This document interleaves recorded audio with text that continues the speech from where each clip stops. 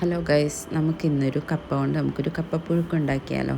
അപ്പോൾ അതിന് വേണ്ടിയിട്ട് ഞാനിവിടെ ഒരു രണ്ട് കപ്പ നന്നായിട്ട് നുറുക്കി നന്നായിട്ട് കഴുകി വൃത്തിയാക്കി എടുക്കുന്നുണ്ട്.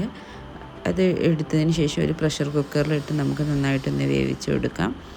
അതിന് വേണ്ട ആവശ്യത്തിനുള്ള ഉപ്പും മഞ്ഞൾപ്പൊടിയും വെള്ളം ഒഴിച്ച് നമുക്ക് 2-3 വിസിൽ വരുന്നത് വരെ നമുക്ക് നന്നായിട്ടൊന്ന് വേവിച്ചെടുക്കാം. നന്നായിട്ട് കുഴഞ്ഞ് വരുന്ന രീതിയിലുള്ള കപ്പയാണെങ്കിൽ ഏറ്റവും നല്ലത് കേട്ടോ ഇതുണ്ടാക്കാൻ വേണ്ടിയിട്ട്. കപ്പ വെന്ത് വരുമ്പോഴത്തേക്കും നമുക്ക് ഇതിന് വേണ്ടിയിട്ടുള്ള അരപ്പ് തയ്യാറാക്കിയെടുക്കാം. അതിനുവേണ്ടി മിക്സിയുടെ ഒരു ജാറിലേക്ക് നമുക്ക് കുറച്ച് തേങ്ങ ഇട്ട് കൊടുക്കാം. അതിനുശേഷം ചെറുള്ളി, ജീരകം, പച്ചമുളക് എന്നിവയെല്ലാം കൂടെ ചേർത്ത് നമുക്ക് പതിയെ ഒന്ന് ഒതുക്കിയെടുക്കാം. ഒരുപാട് അരഞ്ഞു പോവാതെ ചെറിയ രീതിയിലൊന്ന് ഒതുക്കിയെടുക്കാം.